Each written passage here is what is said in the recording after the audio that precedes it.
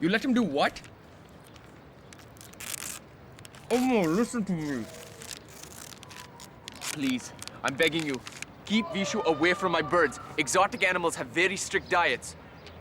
No, I can't just leave, Amma, abandon everything. Listen, I'm already late for work, all right? Hey! What the hell do you think you're doing? What? You can't put posters up on city property. Oh, I'm very sorry. I won't do it again, okay? No, Amma, that's someone else, okay? Listen, I'm already late for work. I gotta go. Take these down. Okay, I'm sorry. Please forgive me. I'm very late for work. All right, listen, I have to go. I miss you too. And tell Vishu, just because it's a toucan doesn't mean you could feed it Fruit Loops. She hung up. It's a $2,000 fine for postering on city property, jackass. You know, in some countries, they'll publicly whip you for littering. Please, don't be wasteful. These things are expensive.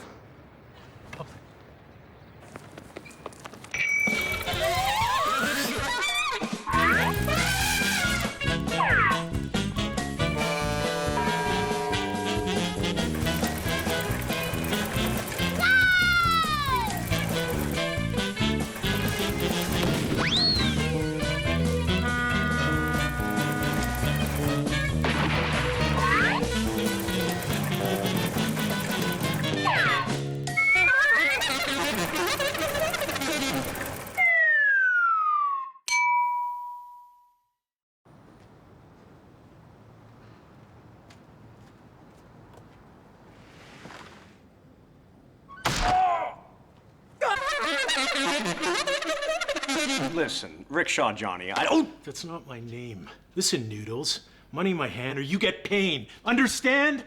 Yes, a big, strong man get money from businessmen. Oh! Oh, so this is how you treat a business partner? Partner, 1 week. 1 week to make the rickshaw payment or I bury you alive.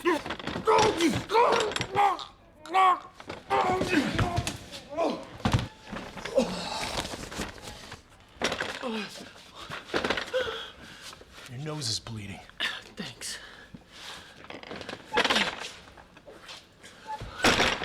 Martin! What happened? Oh, you're late for work. Excuse me? Were you handing out those damn flyers again? Was that the shakedown? Stay calm. That was a shakedown. Rickshaw Johnny was shaking you down. Stop saying shakedown. We missed this month's payment on the rickshaw. What? We put that money aside last week. We had some business expenses. You spent our rickshaw payment money on merchandise? Uniforms? My parole officer is coming in today. We need to look the part. When I joined this company, you promised me that we would make all business decisions together. We won't be making any business decisions if my parole officer doesn't believe this is valid employment. Are you trying to get me sent back to prison, Omar? Are you trying to get me deported, Martin? Look at you, acting like the business has already failed. You just got assaulted by the transporter. If the government finds out, they will bend me over, spread my legs, and feed me my work visa. Yeah, I don't know how things work in the shanties of Pakistan, but around here, missing a payment on a rickshaw isn't illegal. I'm from India. Great. Look, don't worry so much. Nobody's sending you anywhere. You can stalk your ex-girlfriend until the camels come home. I'm not stalking. I'm seeking. You have to know where somebody is before you can stalk them. So you will be stalking her? No, that's not what I meant. Who's stalking who now? Richard! Look at you with those quiet, quiet shoes. Am I interrupting something? No. We were just talking about you. Omar, this is my parole officer, Richard. Your nose is bleeding. Oh, I'm not a stalker. Didn't ask. So, you keeping him off the internet? Never touch the stuff. That's why I hired Omar here. He handles all our online business activities. Right. Speaking of business activities, I'm not sure I'm convinced this is a legitimate operation. What's not to get? Rickshaw tours of the city. Your office is in a box factory. Are you familiar with the real estate prices in Toronto? This is the best we can afford. Do you have any income? How do you think we afford these sweet uniforms? Uniforms don't equal a legitimate business. You know the conditions of your parole. If I don't believe that you're gainfully employed, then I will have you dragged back to... Oh, sir, if I may. Omar, not a stalker. You said that already. Right. On your way in, you passed a yellow rickshaw, yes? Yes? That, sir, is our main company asset. You're standing in our office, holding our flyer while we plan our next tour. I think anyone would think that this is a legitimate operation. Oh, plus, we've got tons of paying customers. They're lining the streets, Richard. In fact, I'm gonna need to cut this short because we have to go plan our tour for this afternoon. Great, glad to hear it. I'll be tagging along. Great. I would love nothing more, if you have the time. I've got all day. Great. So we'll pick you up in an hour. Look forward to it. Great.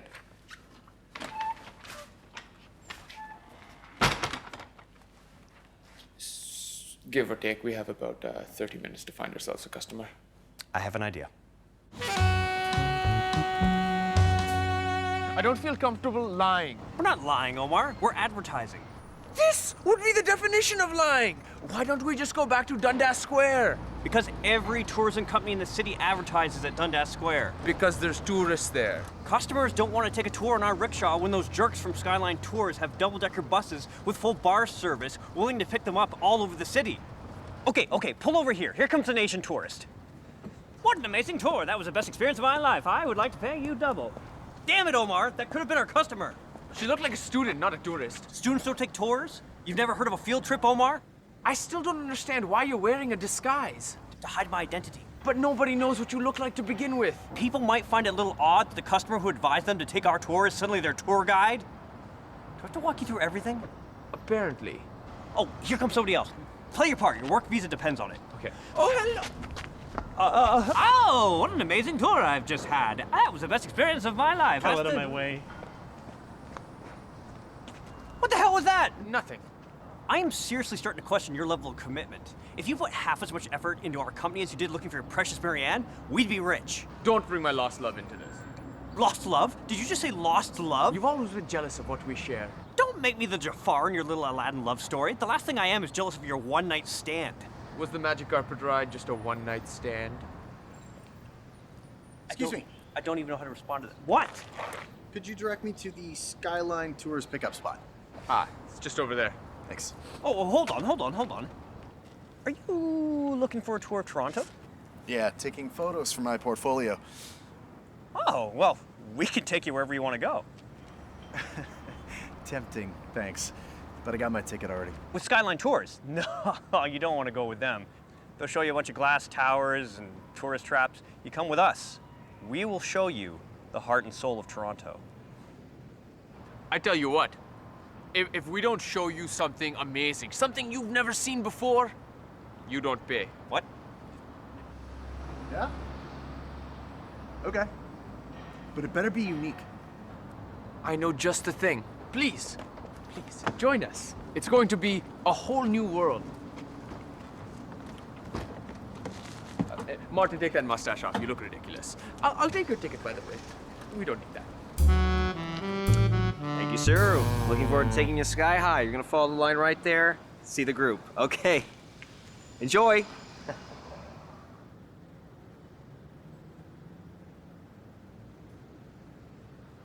That son of a...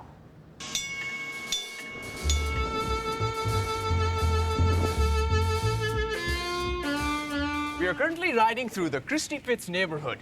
This area was quarried in the late 1800s and early 1900s for its valuable sand, gravel, and clay deposits left over from the last ice age. These materials were used in the construction of many of Toronto's early roadways and buildings. The titular pits are a park nearby. We'll pass it on the way back so you can take more pictures, yeah? So who's Christie? Funny you should ask. The quarry pits were named after nearby Christie Street, and Christie Street was named after William Mellis Christie. Sound familiar? Can I offer you a cookie? I'd love one, Martin. Get to the point, boys. He was co-founder of the Christie Brown Cookie Company, now famously known simply as Mr. Christie. Guys, that is interesting. And I do love cookies. But you promised me something unique I could take a photograph of, and this looks like every other city neighborhood. Really? Why don't you take a look to your left? What in 7 hells is that? Huh.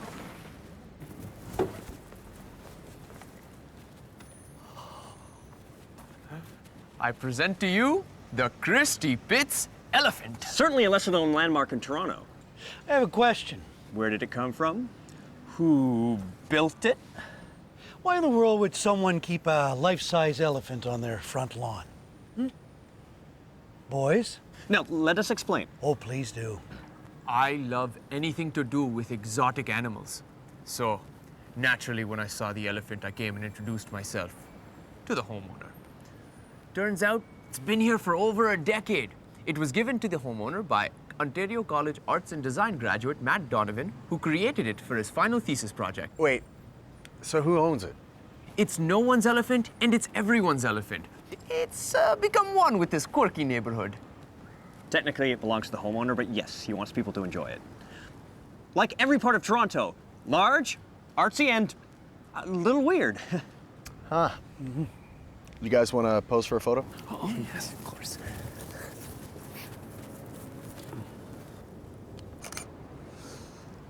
Yeah, I am going to show everyone I know this photograph.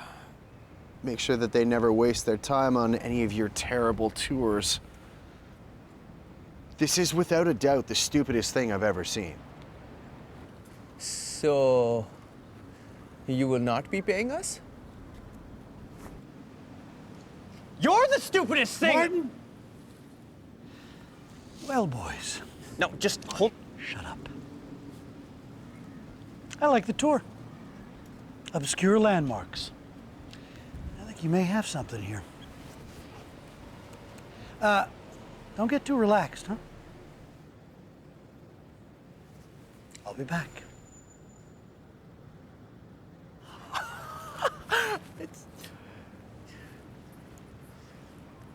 Martin, when are you going to tell me why you have a parole officer?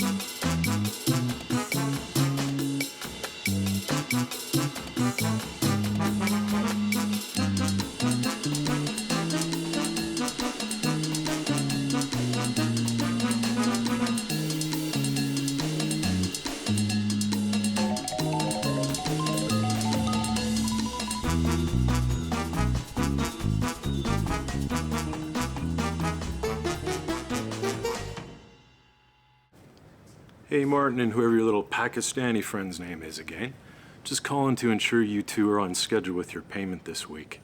We wouldn't want you to fall behind now, would we? It's vitally important that you keep on track.